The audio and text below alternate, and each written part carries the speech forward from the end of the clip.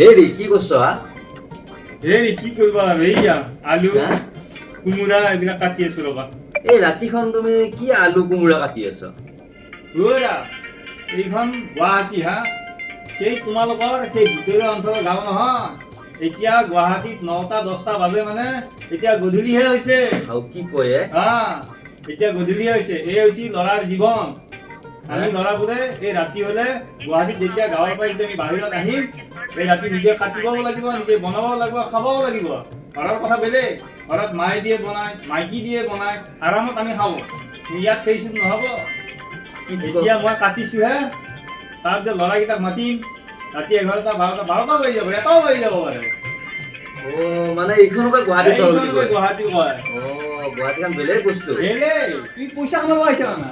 পইচা কামাব আহিলে কষ্ট কৰিবই লাগিব। ঘৰৰ কথাটো বেলেগ, গুৱাহাটীৰ কথাটো বেলেগ। এনেকুৱা হ'লে গুৱাহাটীত কেনেকে থাকিম? গুৱাহাটী মানুহ ঘৰত গেলি ভাবে কি গুৱাহাটীত টকা এনে পায়, এনে দেই টকা।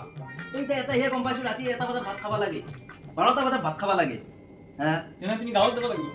গাঁৱত ইমান ধুনীয়া এটা মায়ে বনাই দিয়ে খাব পাৰো। এটা গুৱাহাটীত আহো টকা ইনকাম কৰবা, টকা লাগে খালি। যোৱা তুমি গাঁৱত যোৱা।